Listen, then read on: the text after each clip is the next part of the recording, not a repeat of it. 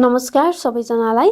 हामी अहिले APS 7th एडिसनको प्लेलिस्टमा छौं, जसमा हामीले हाम्रो प्रिभियस ट्युटोरियलमा हाम्रो वर्डमा एपीएस 7th एडिसन कसरी इन्टिग्रेसन गर्न सकिन्छ भनेर हेर्यौं। रेफरेन्स भित्र स्टाइलमा हामीले हेर्न सकिन्छ। यदि यहाँ हामीसँग 7th एडिसन छैन भने हामीले त्यसको फाइल एड गर्नुपर्ने हुन्छ, जुन हामीले कसरी गर्ने भनेर हाम्रो प्रिभियस ट्युटोरियलमा हामीले एक्सप्लोर गरिसक्यौं।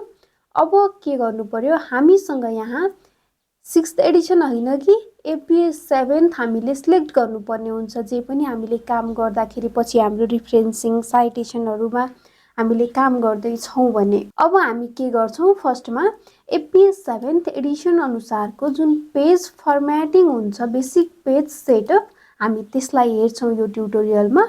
भनेको हाम्रो पेजमा मार्जिन के हुन्छ, फन्ट साइज के हुन्छ, लाइन स्पेसिङहरु, प्याराग्राफहरु, एउटा प्याराग्राफ पछि अर्को प्याराग्राफ कसरी हुन्छ भन्ने कुराहरुलाई हामी एउटा फन्डामेन्टल बेसिक सेटअप जुन हुन्छ एपीएस 7th एडिसनको, त्यसलाई हामी यो ट्युटोरियलमा एक्सप्लेन गर्ने छौं।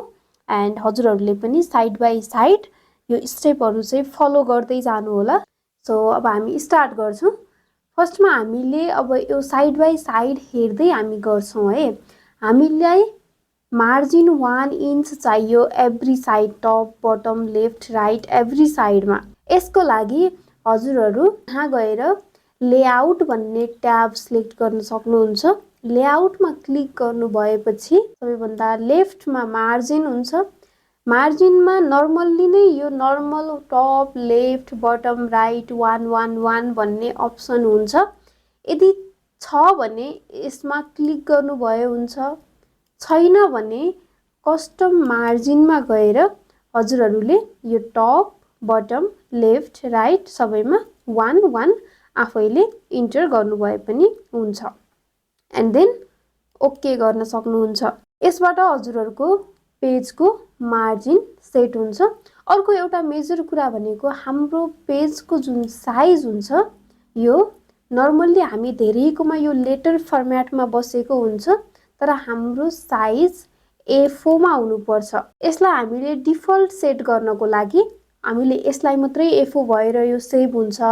त्यही भएर यो कुराहरु डिफल्ट के हामीले अर्को नयाँ फाइल क्रिएट गर्दा पनि सिमिलर पेज फर्म्याटिङ आओस् भनेर हामीले सेटअप गर्नको लागि पेज सेटअपमा यहाँ सानो एरो देख्नुहुन्छ, यसमा क्लिक गर्नुस् बटम राइटमा। एन्ड देन यो मार्जिन भयो, पेपरमा जानुस्, पेपरमा A4 सिलेक्ट भएको हुनु पर्यो साइज। यहाँ हजुरको नर्मल्ली लेटरमा हुन्छ, यहाँ हजुरहरुले A4 सिलेक्ट गर्नु पर्यो।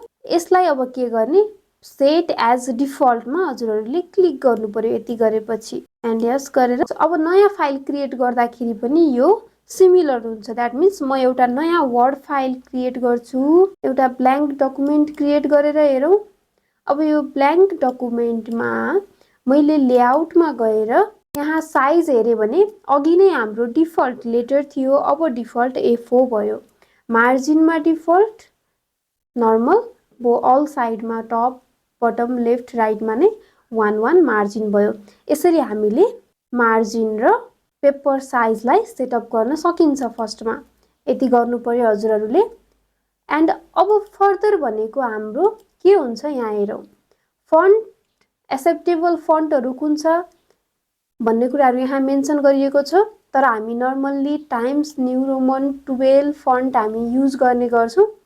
अब यसलाई पनि हामीले डिफल्ट सेट गर्नको लागि हामीले सिधै यहाँ गएर टाइम्स न्यू रोमन 12 भनेर हाल्यौ भने यो डकुमेन्टको लागि मात्रै सेट हुन्छ। तर डिफल्ट सेट गर्नको लागि अब फर्स्टमा म हजुरहरुलाई डेमो देखाउन के गर्छु, यसरी इक्वल्स टु र्यान्डम यति गर्नुभयो भने वर्डले हजुरहरुलाई र्यान्डम टेक्स्ट जेनेरेट गरिदिन्छ।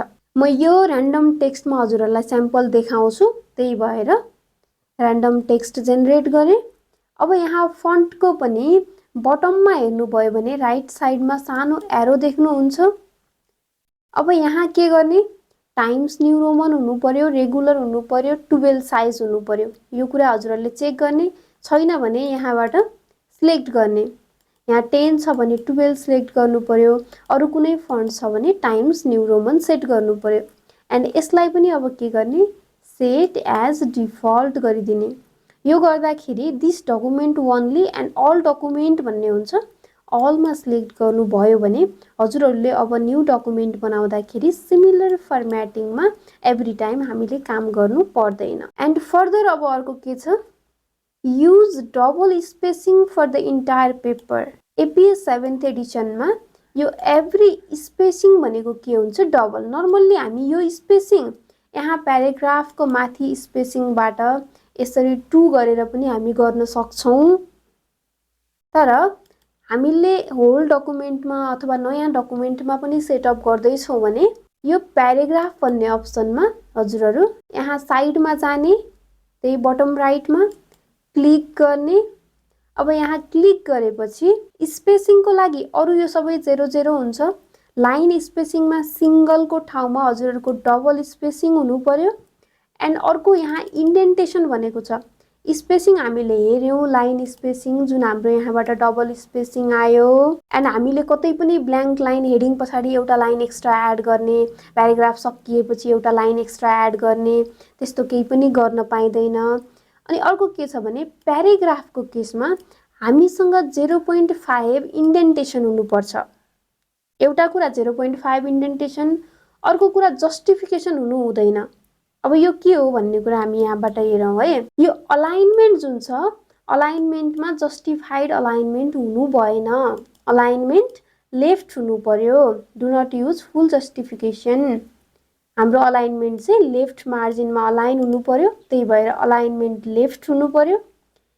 इन्डेन्टेसन के भनेको छ, indent the first line of every paragraph 0.5 inch भनेको छ। यहाँ इन्डेन्टेसनमा यो अप्सनमा हैन, स्पेसियलमा हजुरहरूले यहाँ क्लिक गर्नुभयो भने फर्स्ट लाइन भन्ने अप्सन सिलेक्ट गर्ने। यसले अटो 0.5 इन्च दिन्छ। एन्ड देन यसलाई हजुरहरूले सेट एज डिफल्ट गर्ने। यसलाई अब हजुरहरूले सेट एज डिफल्ट गर्न सक्नुहुन्छ। एन्ड अगेन अल डकुमेन्टमा क्लिक गर्ने र ओके गर्ने। यसरी हामीले यस ट्युटोरियलमा के हेर्यौं, हामीले हाम्रो डकुमेन्टको मार्जिन 1 सेट गर्यौं अल साइडमा। फन्ट हामीले टाइम्स न्यू रोमनको 12 फन्ट साइज एपीएले एक्सेप्ट गर्ने फन्टहरु मध्ये हामीले यो सिलेक्ट गर्यौं। एन्ड देन लाइन स्पेसिङ हामीले डबल स्पेसिङ राख्यौं सबैमा। एन्ड देन हामीले कतै पनि ब्ल्याङ्क लाइनहरु एड गर्न हुँदैन। हाम्रो ह्याबिट के हुन्छ, हेडिङ लेख्यौं, देन एउटा लाइन छोडेर अर्को लाइनबाट हामी स्टार्ट गर्छौं राइटिङ। त्यो एक्सेप्टेबल हुँदैन एपीएस 7th एडिसनमा। एन्ड देन प्याराग्राफ अलाइनमेन्टमा हामीले यो अलाइनमेन्ट हाम्रो के छ, यो अलाइनमेन्ट हाम्रो जहिले पनि लेफ्ट अलाइनमेन्ट हुनुपर्छ। यो टेक्स्ट अहिले एउटा स्याम्पल टेक्स्ट हो, त्यही भएर यसलाई हजुरहरु नोटिस नगर्नु, किनभने हेडिङहरुको लागि हामी पछि हेर्छौं। हाम्रो प्याराग्राफहरु जति पनि हुन्छ, प्याराग्राफको टेक्स्टहरुमा लेफ्ट अलाइनमेन्ट हुनुपर्छ भने त्यो प्याराग्राफको फर्स्ट लाइन जहिले पनि 0.5 इन्च स्पेसिङ हुनुपर्छ, जसलाई हामी इन्डेन्टेसन भन्छौं। एन्ड देन अब हामी नेक्स्टमा हामी पेज नम्बर कसरी एड गर्छौं भनेर हेर्छौं हाम्रो डकुमेन्टमा। देन यसको हामी हेडिङहरु हेर्छौं। So thank you for watching this video. If there is any confusion, then please let me know in the comment box. Thank you.